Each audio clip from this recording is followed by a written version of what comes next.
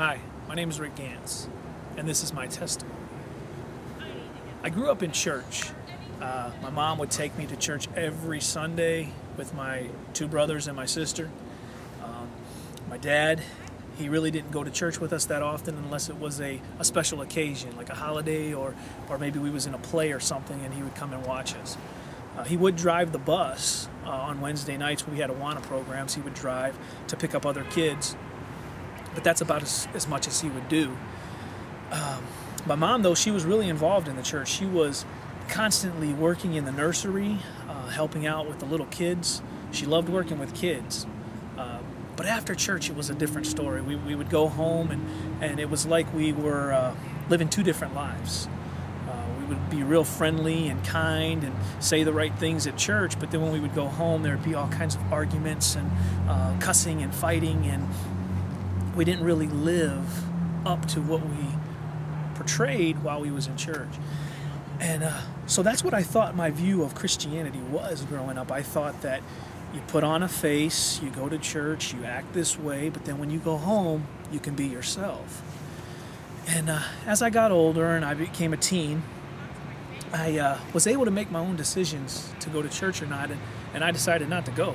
I just was not interested anymore. I didn't want to go to church because I saw all the hypocrisy that was there and in my family's life, and so I just went away from the church.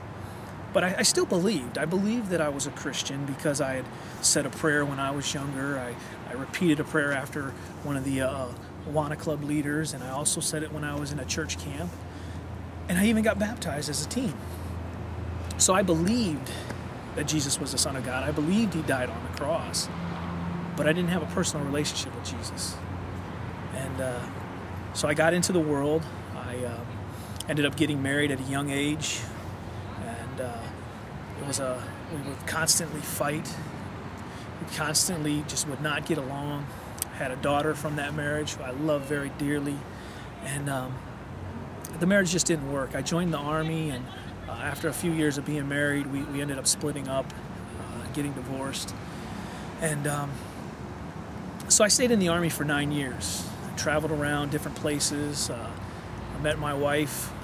After I got out of the Army, I came back to Ohio, and I was just really bitter, angry inside. I mean, the Army was all I knew, and now I'm back here, and I really didn't know what I was going to do with my life. And so I was just an angry, bitter person. I had a lot of hatred in my heart. And one night I just realized, I started thinking about all the things that was going wrong in my life and the people that I was pushing away. I had family members I was pushing away. My wife I was pushing away. And I just felt all this anger and bitterness inside. And I didn't know what to do. And I felt like my whole world was falling apart. Like my family was being pushed away from me, and I didn't know how to fix that situation. I didn't know how to change the way that I was living. And I started to think, and some of the things started to come back to me as when I was a kid, the stories that I heard. And I felt like Jesus was calling me. And it was in January of 2008, at the end of the month, I just felt like He was calling me. There was a strong desire in me. And Jesus was just calling out to me, just put your faith and trust in me. And so 3 o'clock in the morning, I got on the floor and I cried. I prayed and cried out to God, forgive me, save me, help me, and change my life. I want to live my life for you, Lord. And from that point on, there was a change in my heart. There was a change in my life. I had these new desires. I had new thoughts. I had a new purpose for my life that I had never had before. And I just had this peace that passes all understanding that I never had inside before. And I had this hope within me.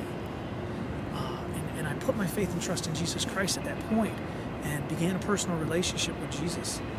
And it changed my life. Now, I'm not going to say that it made me a rich millionaire or that all my problems went away, because that wouldn't be the gospel. And that's not what the Bible teaches. I still struggle. I have problems.